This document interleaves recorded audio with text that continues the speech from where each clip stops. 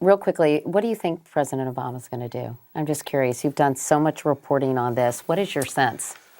I think he's going to find a middle way that buys him some more time, that quiets down the critical voices in his own party without... And by the way, a lot of the American public isn't too crazy about this financing this war. This war is losing popularity really, really fast. Almost since he's been president, the air has gone out of it. And so I think he does not want his presidency to be broken by the Afghanistan war. He reminds me of JFK making decisions on Vietnam that essentially kicked it down the road a bit, did not commit to an all-in or all-out policy, and I think hoped things somehow took a turn while not allowing his presidency to be defined and destroyed by this war.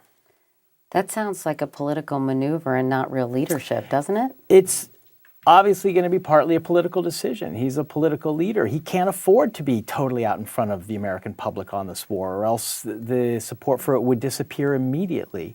On the other hand, I think he's doing something that George W. Bush never did, and it's very important. He is showing civilian leadership. George W. Bush allowed, in the last years of his presidency, allowed military advisors to make his policy for him, essentially said whatever Petraeus wants, he gets.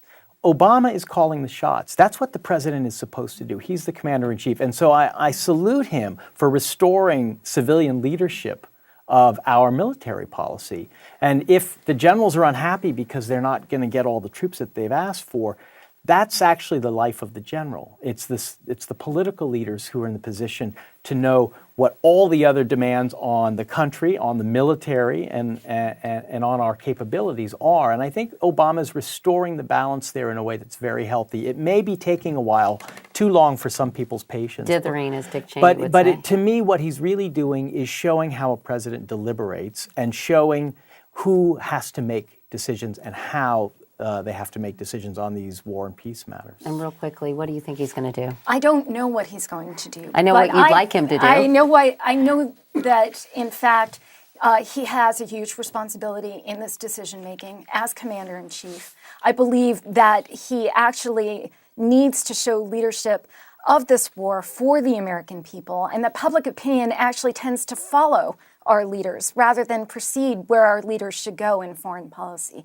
He needs to create support for this war because, in fact, as the Strategic Review has shown, it is a necessity that U.S. forces be in Afghanistan, defeat the Taliban, and do so in a way that helps American interests, not only in Afghanistan, but in Pakistan and the entire region. I also think that it's important for the president to remember that as commander-in-chief, he is making decisions about strategy, and that there is some extent to which there is a technical art to determining force levels that the generals go through with their staffs in theater, making allocations of troops to tasks, and that he, the president, is responsible for setting the mission and setting the strategy. But if he's engaged in pulling 2,000 troops here and 1,000 troops there, he is engaged in something that's beneath his pay grade. And so he has a responsibility now for strategic leadership, a responsibility to make a wise decision, and then a responsibility to lead the nation once that decision is made.